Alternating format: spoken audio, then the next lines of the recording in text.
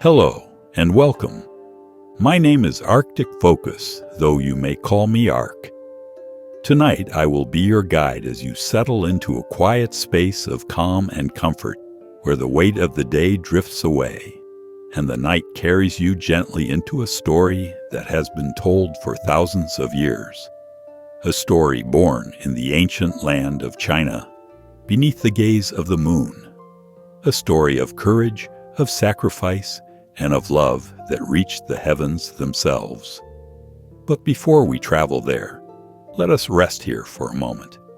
Take a slow, deep breath in, filling your lungs with cool night air. Hold it softly, then let it out, long and steady, as if your body were a river releasing everything it no longer needs. Again, breathe in, steady and calm, and breathe out, letting your shoulders soften and your arms fall loosely at your sides. With each breath you take, you become lighter, as though gravity has lessened its hold, and yet you feel more grounded, more at peace. Around you, the world is still. Imagine the walls of your room fading into the night, the air cool and quiet. A soft moonlight shines above, washing the land in silver blue light. You can see the beams slip across the floor, filling every corner with calm. Outside, stars scatter like diamonds across the black velvet of the sky. Some faint and distant, others bright, steady companions. The air is gentle, carrying only the whispers of crickets, or perhaps the distant hum of a soft wind through trees. You are safe here, you are calm. Let yourself imagine the moon, glowing full and round, just above your bed. Its surface is smooth, luminous, radiating peace. You do not need to reach it.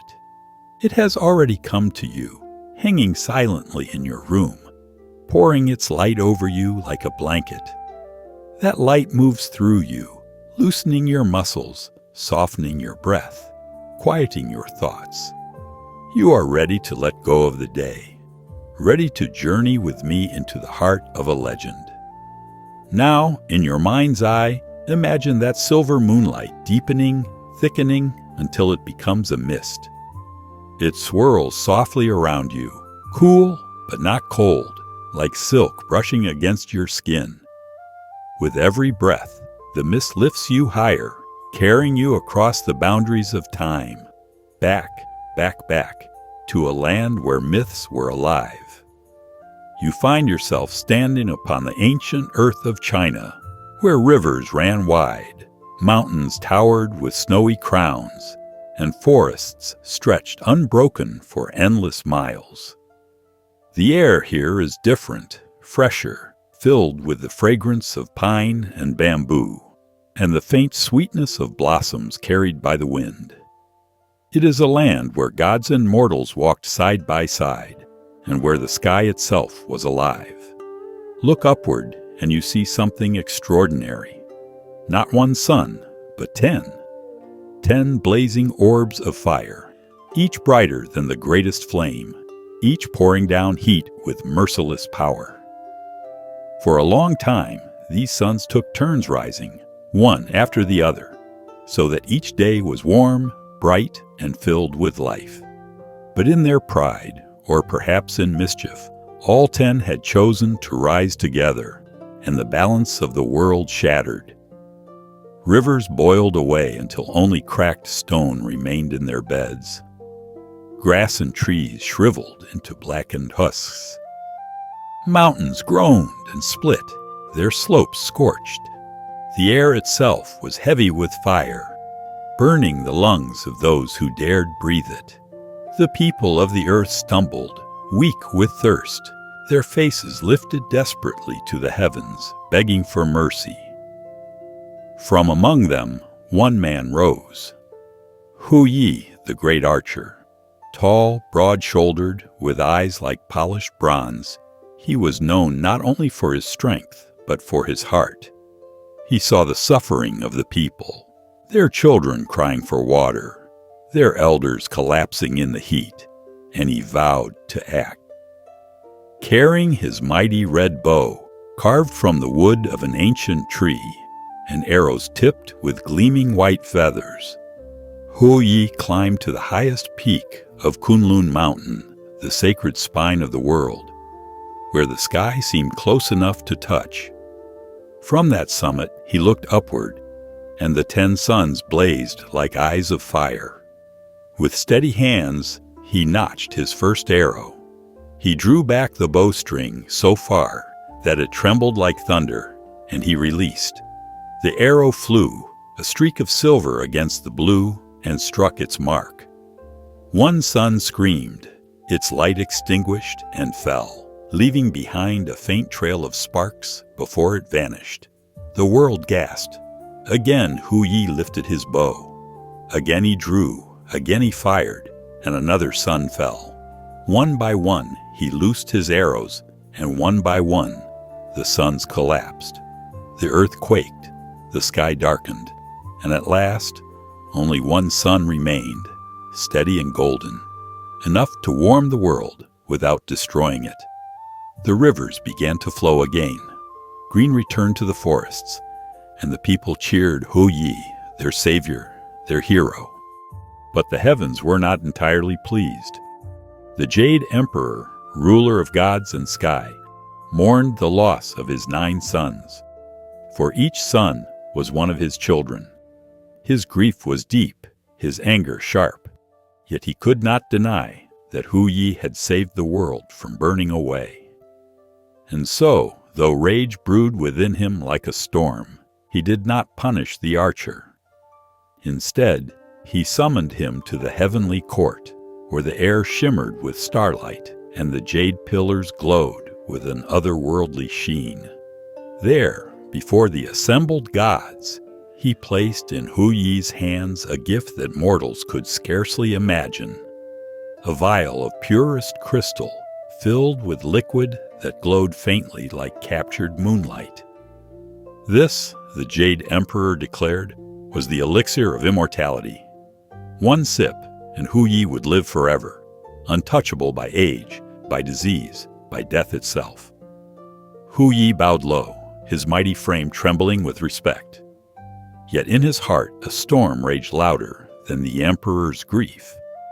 For though the gift was precious beyond compare, what was eternity without the one he loved? Hou Yi was married to Chang'e, a woman whose grace was known to all, and whose presence to him was more beautiful than any star or godly treasure. Her laughter was clear as the song of water over smooth stones. Her beauty was as delicate and steady as lotus blossoms upon a pond at dusk. To live without her would not be a gift. Eternity without her hand in his would be a curse far worse than death. And so, though he accepted the vial with bowed head, Hou Yi resolved in secret. He would never drink it. He would hide it away where no greedy hand could find it, and choose instead a mortal life filled with love. For a time, they lived in joy. Hou Yi built a home with Chang'e, its courtyard shaded with tall bamboo, its gardens bright with peonies and plum blossoms. He took students and taught them the ways of the bow, not only strength of hand, but clarity of spirit. Chang'e walked among the flower beds, her sleeves trailing like clouds, her presence turning every garden path into a place of peace. In the evenings, they would sit together, gazing at the horizon as the single sun sank slowly, the earth bathed in soft gold. They lived, not as immortals, not as rulers, but as man and wife, bound by love. But shadows creep into even the brightest of days. Among Hou Yi's students was one named Peng Meng. His heart was twisted by envy, his eyes sharp with greed. He saw Hou Yi's strength, his renown, his beloved wife, and bitterness grew like a poison vine inside him. Most of all, he coveted the elixir. Day by day he waited, watching with quiet hunger until the day came when Hou Yi left to hunt in the forests. Peng Meng crept into the home. The garden seemed dim without Hou Yi's laughter, the air heavy with a silence that felt wrong. Within the house he found Chang'e. His voice was harsh, demanding as he thrust out his hand. "Give me the vial," he snarled, his eyes glittering with hunger, "and no harm will come to you." Chang'e felt her heart race. She knew what kind of man he was. In Peng Meng's hands, the elixir would bring only cruelty, tyranny, endless suffering. She had no weapon, no way to resist his strength, and so she made her choice. Her hands shook as she lifted the vial. Her lips trembled as she whispered Hou Yi's name one last time. And then, in a single motion, she drank. The elixir burned like fire and froze like ice as it touched her tongue. Her body shivered, then grew impossibly light. Her feet no longer touched the ground. Her arms rose like wings. Her hair streamed in a halo around her face. The room tilted, then dissolved, as though it were no longer real. She gasped, half in fear, half in wonder, as the air carried her upward past the ceiling, past the rooftops, past the very clouds themselves. The world below shrank, its forests and rivers turning into ribbons and patches. Villages dwindled to specks. The earth curved, immense and round, as she soared higher and higher. When Hou Yi returned, bow slung across his back, his heart still light from the hunt, he looked up and saw her. His wife, his beloved, rising like a star into the heavens. He dropped his bow, his cry tearing from his chest. "Chang'e!" He ran, arms stretched toward her. For one long moment their eyes met, hers filled with sorrow and love, his with desperation and grief. But the distance widened. She was too far. The potion carried her higher still. Her body shimmered, dissolving into light until she passed beyond the stars. And then she came to rest upon the moon, silver and luminous, her new eternal home. Hou Yi fell to his knees. His hands trembled. His tears burned his face. In fury, he lifted his bow toward the heavens, ready to shoot down the very sky. But there was no enemy to strike, only distance, only silence, only the cold silver glow of the moon, where she now lived, forever beyond his reach. That night, when darkness covered the land and the moon rose high and full, Hou Yi lit candles. He placed on the altar her favorite fruits, fresh peaches, golden persimmons, bowls of fragrant rice. He laid out sweet cakes, round and shining like the moon itself. And he bowed low, whispering her name, pouring his devotion into the quiet night. The people saw this, and their hearts were moved. They too began to honor the moon. They gathered under its glow, setting out offerings of food and drink. They baked round moon cakes, symbols of reunion, soft and sweet, filled with love. Families came together, children carrying lanterns that glowed like fireflies, laughter rising into the night. Thus was born the Mid-Autumn Festival, a night not only of celebration, but of remembrance. A night when mortals looked upward, toward the silver light, and thought of Chang'e, the lady in the moon, and of Hou Yi, the archer whose love still reached the sky. But the story does not end there, for some say that Chang'e is not alone. On quiet nights, when the sky is clear and the moon shines bright, look closely. You may see the outline of a rabbit upon its face, the jade rabbit. In her palace of silver, the rabbit keeps her company, forever pounding herbs in its mortar, striving to recreate the elixir of immortality, as though hoping one day it may undo what has been done. The sound of its pestle striking the bowl echoes faintly in the stillness, like a heartbeat of eternity. Others say that Chang'e's eyes are never still. Each night she gazes downward, searching through the centuries, her gaze moving across fields and rivers, mountains and villages, always searching for Hou Yi. And Hou Yi, though mortal, lived on in the hearts of the people, his devotion remembered. In paintings, he is often shown standing upon a mountain peak, bow in hand, his eyes fixed on the moon.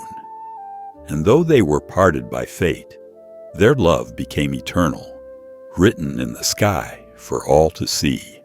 Even now, when you step outside on a cool autumn night and see the round, full moon glowing softly above, you are looking at the same light that Chang'e calls home.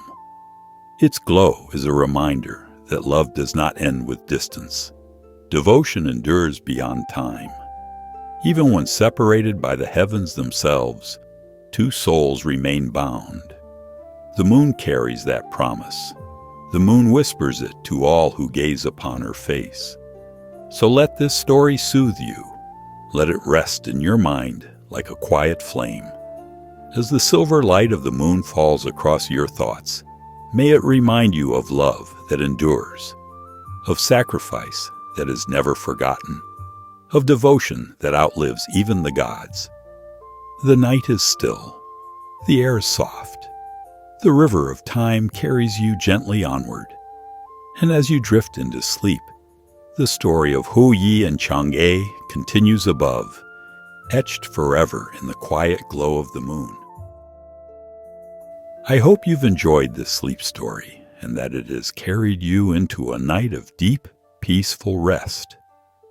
I'd be honored if you join me again soon, whether for another tale or to revisit this one whenever you need comfort. Until then, may your dreams be gentle and your night serene.